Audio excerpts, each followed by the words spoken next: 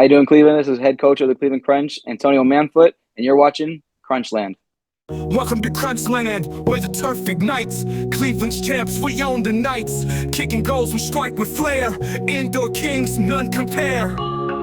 Headers fly, the crowd's alive. Dribbling fast, we always thrive. From the penalty spot to the final whistle's call, CrunchLand rocks, we got it all. Welcome to CrunchLand, the official podcast of the Cleveland Crunch.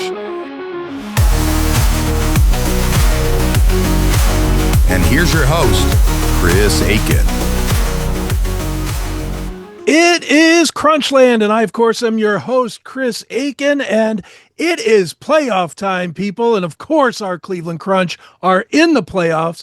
They're gonna win the championship. I'm gonna say it because I'm not sure that our guest will say it with me here because he doesn't want to spook anything, but I'll say it because I have nothing but faith. It's going to be a great weekend in Vegas that results in a trophy coming in an extra seat on the plane back home with us. And here to talk about the playoffs and about where we are in the season is our great coach, Coach Manfut. Antonio, how are you, sir?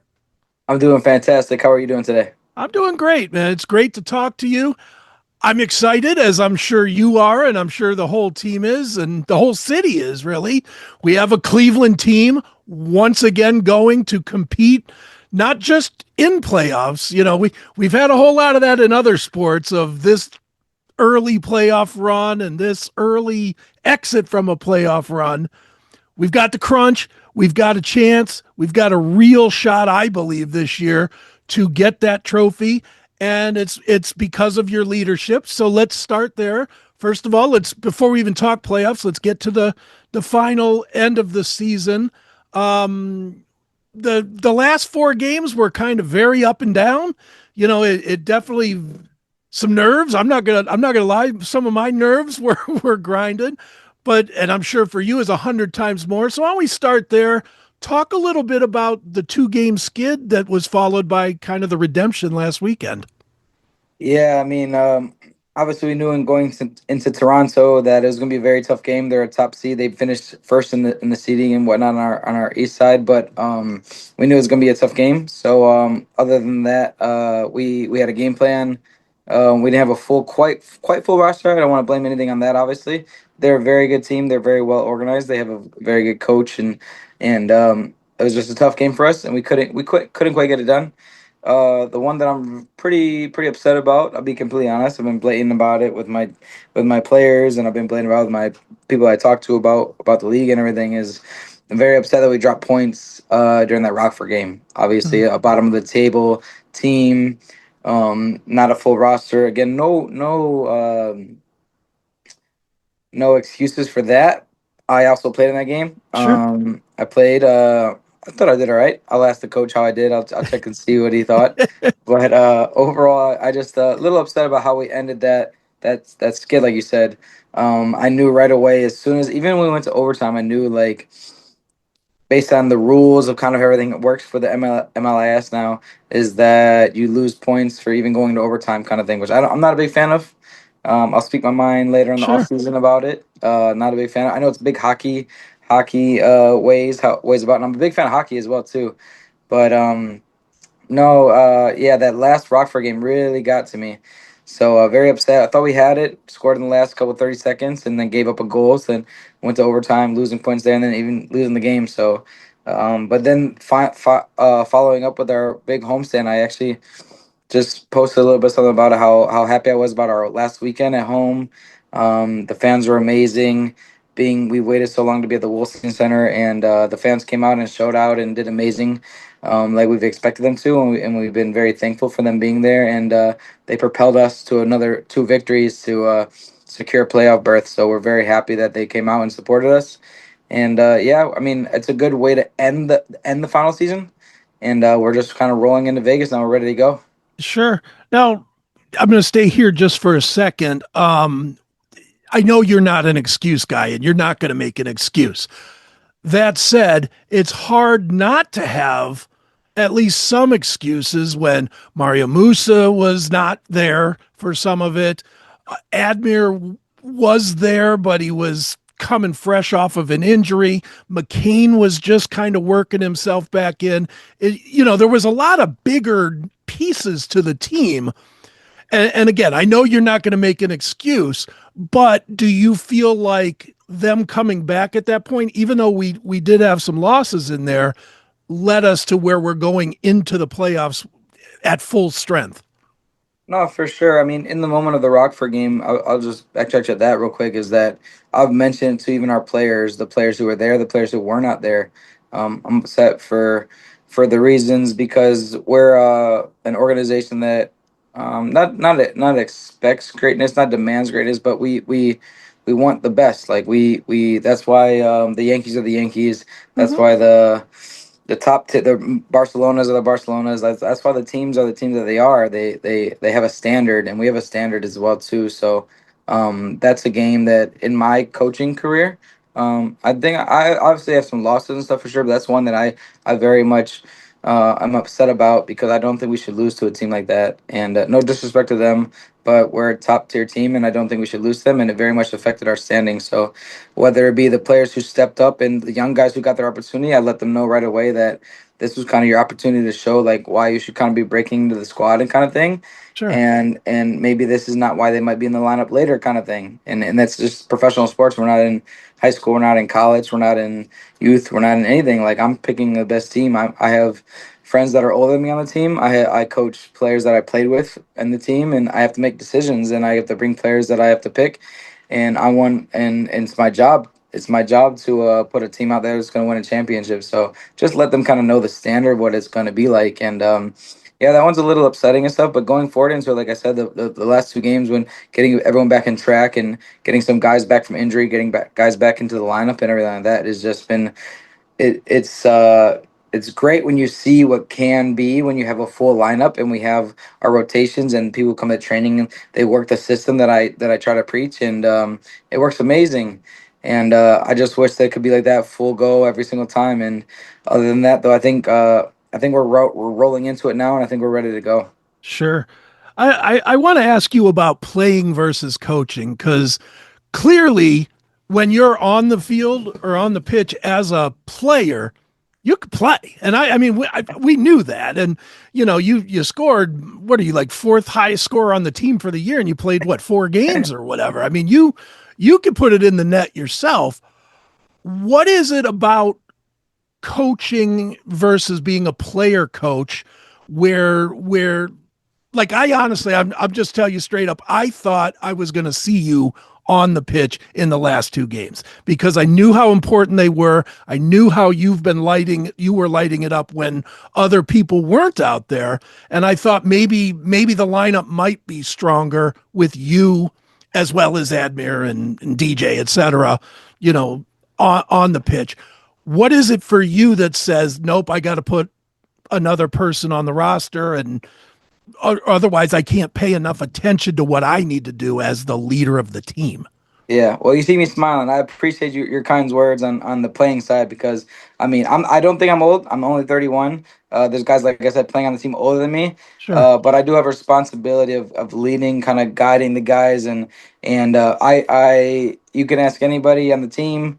I think I'm a top player in our league and in different leagues and a bunch of leagues Sure. I still play. I have very much confidence in myself, and I'm not gonna hide that. I'm not gonna backtrack on that ever. I'll never say that. I think indoor is a very specialty game of mine. I think I'm very good at small sided. I've been doing this for since I was 18. Literally, my all adult life, I've been playing indoor slash small sided soccer. So I pride myself on it. And I do think scoring. I joke about it when I see a lot of guys do almost every single thing right. They're slicing and dicing. They're getting past everybody to make the right pass. They do the thing, and they get in front of the goal, and I just get upset that they just don't score. And I'm like, I understand it because scoring is just it's a skill, it's a trait, it's something that some guys have, some guys don't, and it's just complete honesty. Some guys can be fat, out of shape, and somehow they can still put the ball in the net. It's an actual attribute.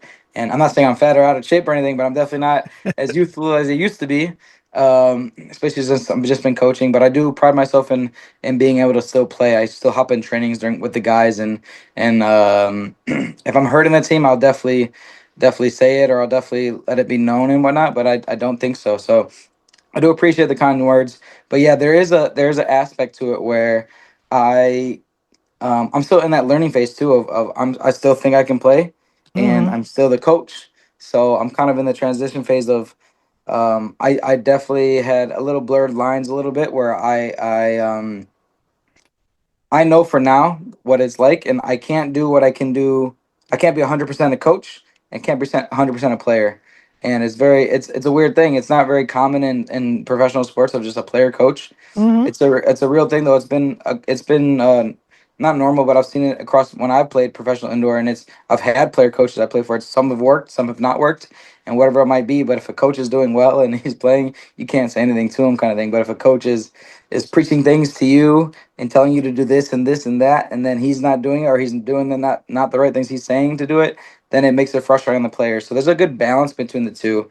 Um, but I very much pride myself in still being able to do so. But in those last two games, I have faith in all of my players. I have a very deep roster. Um, it's a good balance between the two because, like I Sure. said, I had a lot of young guys go to that Rockford game. It didn't quite work out. But we're gonna be ready to go for this full squad for this finals here, and I think we'll be okay. I was originally planning to I think you're allowed 22 on the final roster to go for playoffs Okay. between the two games, and not between you and me because it's a podcast. He'll be going Yeah. out there later and stuff. Obviously. But I was originally planning to have myself as the 22nd player.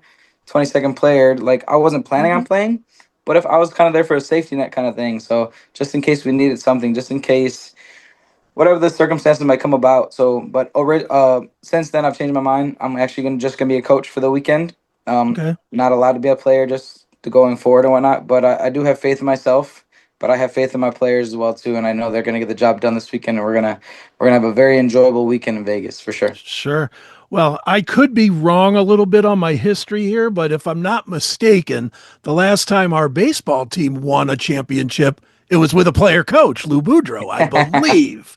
I could be wrong on that. I mean, I'm not even old enough to remember 1954 or whatever year that was, but I I do. was ready for the 2016 one. We were ready. The AFC Cleveland won the championship. The Right. Cavs won the championship, and then the Indians. Indians. I think they were Yeah. Indians at the time. They blew the 3-1 lead into Chicago, Right. unfortunately. But we were ready for the parade. I was surprised we didn't get an invite. A bunch of our Cleveland Crunch guys were in the national championship game. I scored the game winning goal in that game, but we won the national championship That's right. 2016. So we were hoping for to get invited to the parade, but we didn't quite make it that year. I don't know why they didn't get send us an email, but we'll be all Well, right. need to get it this year, that's for sure. Yes, we do. Right on. One last question about the season before we start talking a little bit of playoffs.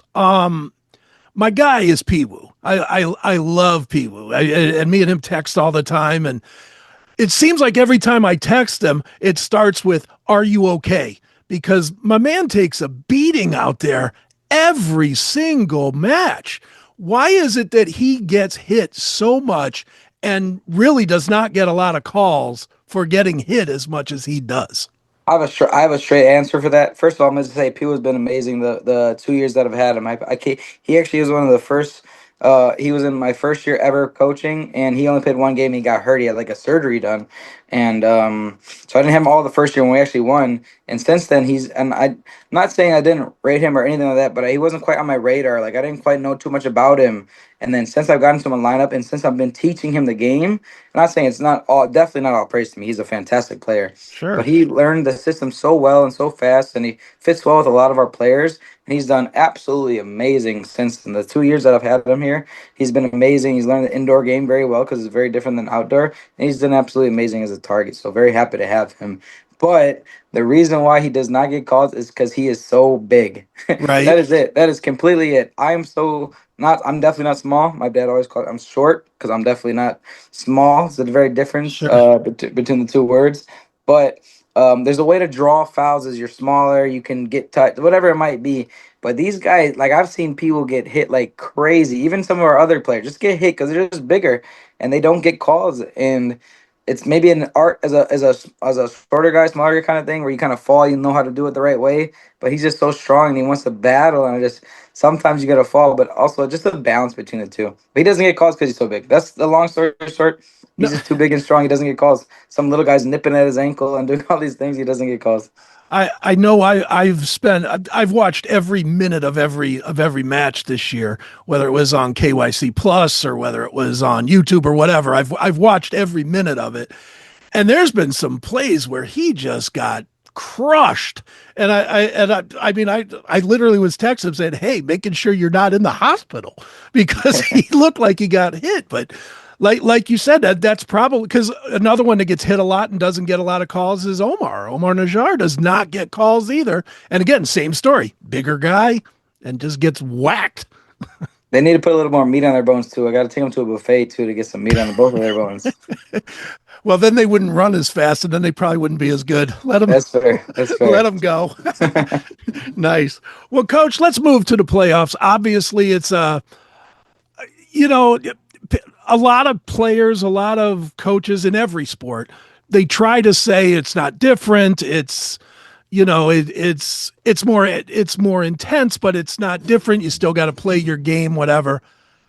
I'm not a believer in that at all. I believe it is very different. I believe the adrenaline changes your mindset a little bit, makes you try a little harder, which is not always a perfect thing.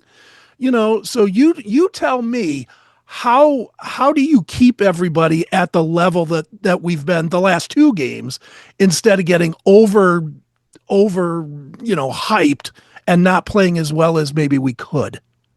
There's like a little saying that I mentioned, and when this is during the regular season, I don't say it too often, but I like to toss it in there when we're really in a heated kind of game. But we just don't let the highs get too high and the lows get too low. Things happen throughout games and throughout sports, throughout anything really, Mm-hmm. and it just depends on how you regulate your emotions, to be honest. And some players are better than that, and some players are not as good as that. And me as the coach, I mean, I like to say I'd be able to like get the team all on one page and do everything that is, but it's not true. It's not true, and this is part of the difficulty of my transition into coaching is why you see me get so mad. I don't think I've ever been so mad as a player. I've never been mad as I am as a coach. When I'm on the soccer field, I just do my job. I trust myself. I know what I need to do, get the job done. I trust faith in my skills. Can do it. If things don't work out, I'll try the next thing. Me as a coach, I watch and I have a system. Teach the guys do what they need to do. But in the end, it's them on the field. I can't move for them. I can't do what I can do for them. They have to do it. So I get so mad. I get so angry. I do all these things on the field, and you see me. I'm getting yellow cards, and I'm not. I promise you. I promise all the fans everything. I'm not like that ever, ever, ever. It's almost like a character I play when Sure. I do this. But some guys, I've seen it last year. So we won the first year that I coached, and it was fantastic. Everyone did amazing. I do think that having the finals last year at home affected some people. I do think some people did not do the job that they needed to do, or they've almost been doing fantastic all season. The moment might not have just, or the moment might have been just a little bit too bright for them. The lights have been a little too bright for them. It's a real thing. It really is, and it's Mm-hmm. still a soccer game. It's still the same amount of time, still the same dimensions. It's still one ball, two goals. Like it's still a thing, but moments. I'm a big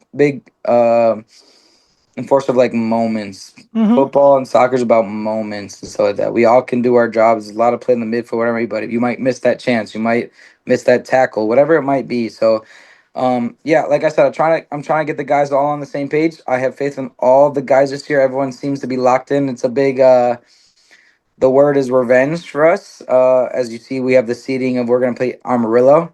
So Mm-hmm. no disrespect to them. They've been amazing all season. They just lost their first game, the very last game of the season, helped Utah get into playoffs. But they're going to be such a tough team. And I don't know if you have any more questions about it later, but I personally did not want to play them. Sure. I'm not afraid of anybody. I just personally like our matchup. I didn't quite like the matchup. I like the matchup between Utah better, but we have who's in front of us now, and well, we have actually training tonight, and we're gonna get the guys prepared. And we have training on Friday as well before the game, in Vegas. So that'll be nice, getting used to the field. But yeah, just playoffs is definitely a big difference for a lot of players. Even practice, like not to backtrack too a little bit, but we have a thing where it's players perform so well in practice and then can't perform during games. It's called practice players, and they just get nervous for whatever reason it might be. And that's from our league to MLS to NFL to NBA. Like you can find some amazing players that just maybe can't perform in the moment when it needs to be. So we have a good group of guys now. We have a good balance of veterans and young guys. Very very happy with the balance that we have now, and like I said, I have 22 players to choose from between 15 to 17 on the roster. So I think the guys are ready to go, and I'm just very excited for them to have this opportunity. And I think everyone will step up to the moment this time in playoffs, and there'll be no hiccups. Right on. All right, let me I'm going to ask this one, and it's the one that coaches do not want to answer, but Vegas is Vegas, which is it's its own animal, it's its own set of problems. How do you keep the team focused in a town like Vegas? I think we know we have a job to get done. I mean, that's the only reason we're there. We are there for a job, and that's exactly what it is. I've been on away trips, any away trips you have, and any trip that you go to in any city, like has its own distractions and its own things to stray you from the path and whatnot. So, I mean, this is the biggest moment of our season. This is the only reason why we are there. So I think the guys are focused. I don't need to tell them we're gonna enjoy ourselves for sure. It's Sure. Vegas is Vegas, like you said. We'll enjoy ourselves. It's very good that we, as collectively as a group, we made this is already an accomplishment to get there. You know, there's already a bunch of teams in the league who didn't get here, so it's already an accomplishment. We'll have our team dinners, we'll have our camaraderie before the games. We're all arriving there early, and we're gonna enjoy it a little bit, but we'll definitely be focused. And but once the job's done, hopefully on Sunday night, we'll be enjoying the fruits of our labor in There Vegas, you and go. hopefully, hopefully not too much of the other fruits though. Right on. Let's take it back to play for a minute. As a coach, I know going, against other teams and whatnot is, you make decisions on everything from line changes to, who's in goal and when you pull a goalie, all the things that you have to do. Does any of that change just because of the playoff atmosphere or the playoff, intensity? I would say so for sure. Like I said, I have to manage players. Some players, like I said, might not be quite ready for that moment. Some Mm-hmm. players might need to take a shift off just to catch their breath and like calm down a little bit. One thing I very much like about indoor soccer and arena sports in general is there's like more. I didn't maybe not quite as much as a player. I didn't like it, but me as a coach now because I'm a little bit more involved. Is that there's timeouts. There's halftime. There's quarters. There's things where I can actually like significantly affect the game. Mm-hmm. So in outdoor soccer where it's like a 90-minute game, 40-minute, 45-minute halves, and there's not any timeouts really unless they're doing like a Sure. water break. I can't like sometimes you're speaking, you can't even get your message out to the team. They have a plan, they think they know what's happening, whatever it might be, but it's a little more freelance, more free flowing. But in arena sports, I'll pride myself real quick on the last game. I called a timeout, and this should happen more often. We don't convert it sometimes, or I might drop the wrong play or whatever it might be. But we called a timeout, and the play that I dropped, it was fantastic. It looked great. I'm not even trying to toot my own horn or anything, but it's really cool when I make a game plan or something like that happens and it really works. I'm able to affect the game. So this is like part of the player me trying to itch back in the game, but somehow I'm still affecting kind of thing. So I definitely like playoffs are definitely going to be a bit more where I'm going to need to manage some players, maybe get some people's mindset right. But again, it's up to them. But again, I'll be able to use some timeouts, use some momentum, and affect the game positively. Hopefully, again, I'm a freak show. Sometimes on the bench, I lose my mind. Sometimes I got to get reeled back in here, and like I said, it's not normally myself, but as a coach in this sports and arena setting with the music blasting and all this stuff. Um, it's kind of just the part that I play. So hopefully I'll be able to help the team that way. And again, yes, playoffs is definitely different than regular season versus lower teams in the standings. But this is the top four teams in the league, and we got to get the job done some way somehow. I might hurt some feelings. My feelings might get hurt, whatever it Sure. might be. But we all have a common goal to attend to. So very much looking forward to accomplishing that with my family and my brothers. Sure. Do you feel I'm going back a little bit to what you said before about last year's finals? Do you feel like the fact that the players will not have their friends, their wives, their kids for the most part in Vegas. Does that help? Because it does lead to more focus only on the pitch and not, oh, I missed that kick. Did my wife see it or what? I mean, and I know we're joking about that, but that's a real thing. No, That's human beings being human beings. exactly. You kind of hit the nail on the head. Maybe not like looking exactly in the stands, exactly what that is, but you hit the nail right on the head because, like I said, I know personally that some players just the same players played in Omaha when we won the national championship. We won in Omaha. There was none of our fans, none of our friends, none of our family there, and they did exactly what they needed to do.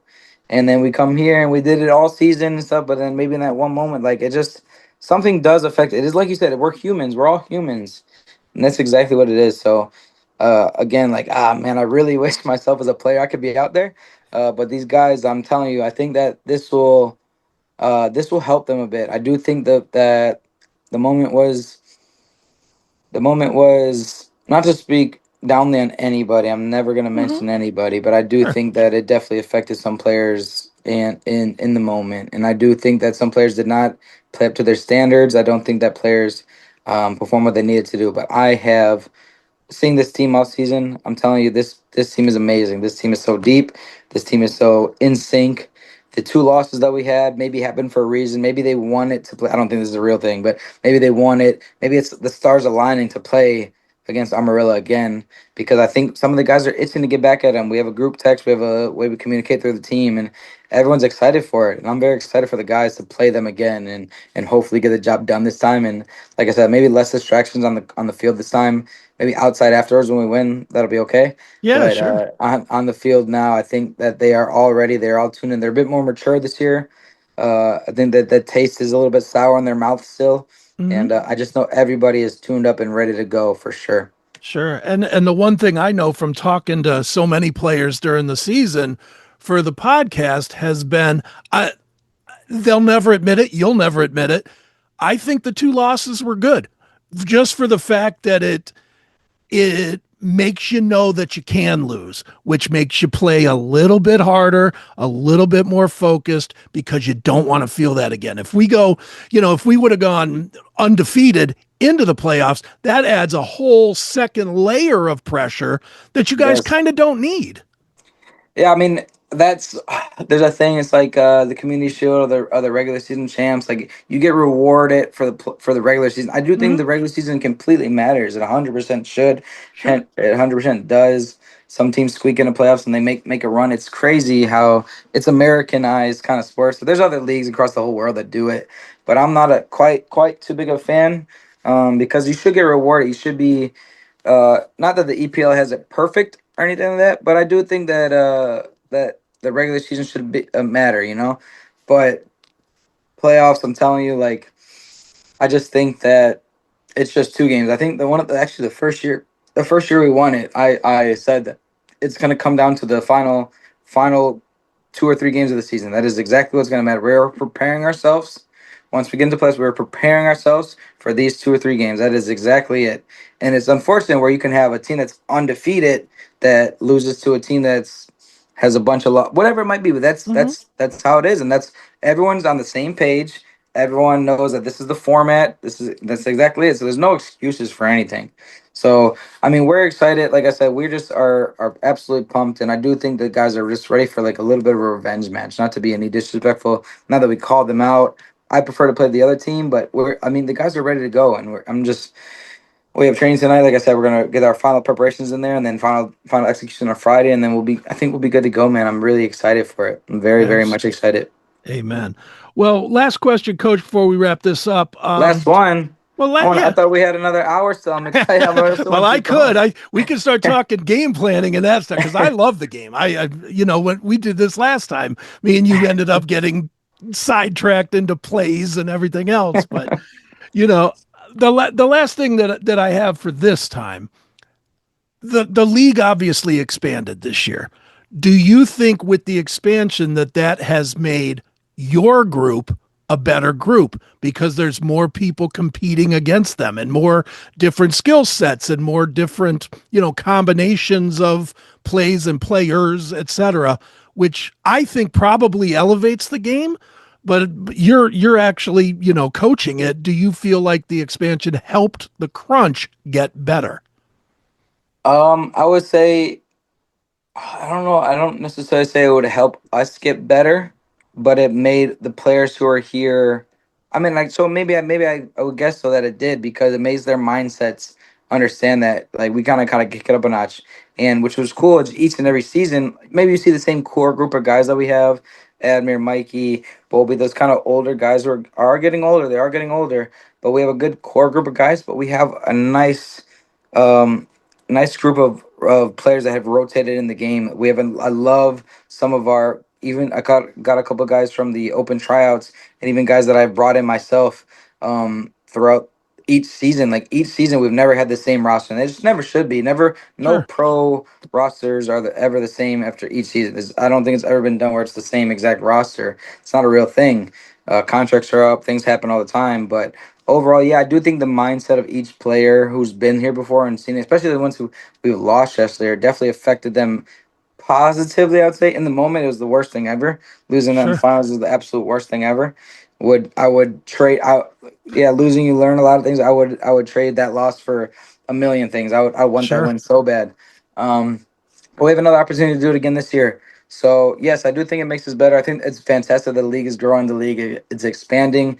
It's uh it's making it more difficult on ourselves, helping us strive to be better as well. So overall, I mean, I'm a big fan of the indoor game. I played M1 for 12 years, and just a fan of the indoor game. I've learned from such amazing coaches and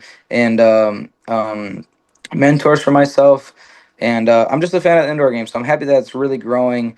And but overall, I want us and our guys to be the ones out on top. So not really cared about anyone else right now. Just worry Right about our on. guys and ready for two more games and ready to get this thing done.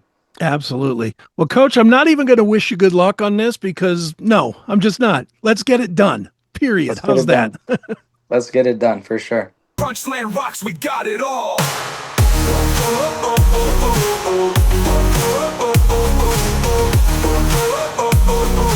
CrunchLand rocks, we got it all. CrunchLand rocks, we got it all. CrunchLand rocks, we got it all. CrunchLand rocks, we got it all. CrunchLand rocks, we've got it all.